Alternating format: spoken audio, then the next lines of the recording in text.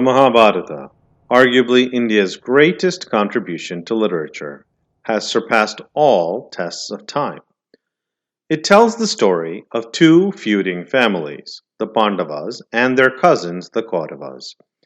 Vast in its scope, it is said to cover all emotions and situations known to mankind. Karna is one of its unforgettable characters.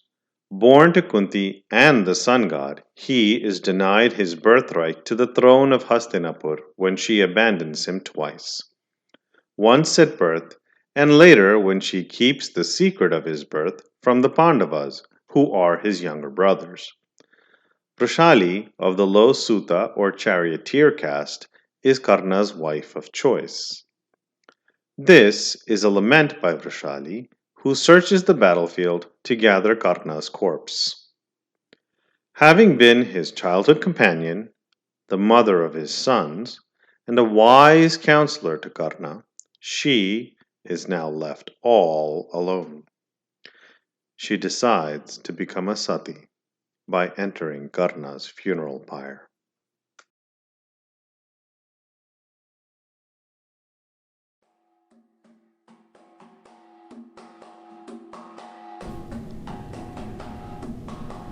Dawn striped the sky in shades of ochre.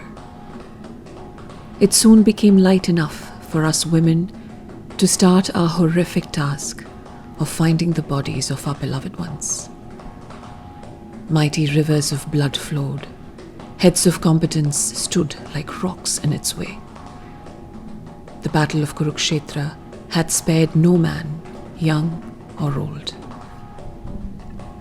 We set out together into the bloodied field, but one by one our group became smaller as each found her dead son or husband or brother. Soon I was the only one left, and I was nearing the camps on the periphery of the field when my eye caught a glimpse of gold glinting under the blood-thickened mud. Karna. That was his golden belt. Like the waning moon you lie there, what was left of you. Arjuna's arrow Anjalika had separated your head from your torso, and wild animals have borne away your glorious limbs. Is this what gratitude got you? For who had been more generous and grateful than Karna? When your Suta caste was derided by Bhima at the tournament, you stood, eyes downcast, because you could not deny what you thought was the truth. But the clever, sly, evil prince Duryodhana noticed the width of your arms, the ease with which you handled weapons, and seizing advantage, forged an alliance with you. There is that arena where Karna had dazzled all with his feats of skill, only to be mocked for his caste. Duryodhana crowned you, Karna, a lowborn, king of Anga. We were married by then. You came home victorious, bragging about your royal friend, and all that I could see was the cloud that shrouded you. I felt no exultation, for all kings marry more than once. Besides which, being of the Suta class myself, would I ever sit beside you on your throne? Your loyalty to Duryodhana knew no bounds. Like a shadow, you followed your master. Your mood changed to match Duryodhana's, encouraging him in his stubborn greed for the throne of Hastinapur. I had often seen Duryodhana when my brother Satyasena, who was his charioteer, drove the 6-horse chariot.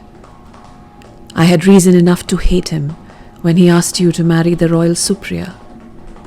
You always showed preference for me, but she was queen. You were over-generous. Many was the times I advised you to limit your generosity. You smiled at me indulgently and continued with your largesse.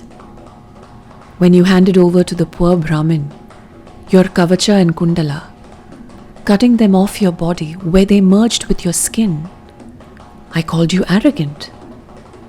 You smiled and sent for the jeweler to make a necklace of blood-red rubies for me.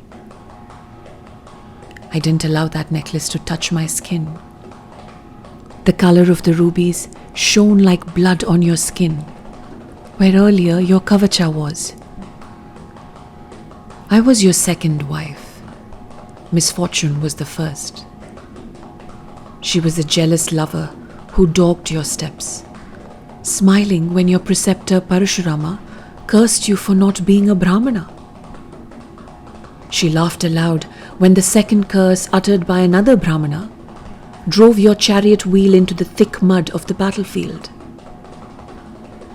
Bemused by Parashurama's curse, you were an easy target for Arjuna's arrow, Anjalika. She was on your tongue when you invited the fiery Draupadi to become the consort of the Kauravas. That was the only dishonorable act that the great Karna committed. You had been mocked by the fire-born princess at her Swayamvara. Was it which made you behave so despicably at the dice game? Did your admiration for her change to hate? My respect for you plummeted, though I still loved you with my heart and body. Draupadi today sits triumphant when our sons, the brave Vrishasena and Sudeshana, shrouded in white, lie in wait for you, Karna, their father, to join them on their final journey. Soon, the funeral pyre for all three will be ready. I tell my maids to dress me in my wedding finery. A maid brings out the ruby necklace. I stick out my neck like a sacrificial lamb. In the mirror, I see an old bride, her grey hair lost in the luminance of the jewels shining on it. The ladies of the court are puzzled. They wonder at this childless widow dressed as a bride. I haven't told anyone what I intend to do. The pyres are lit. The sandalwood laid on Karna's body burns brightly. The priest moves towards my son's pyre. I shake off all restraining hands and leap into the orange flame. What else can I do?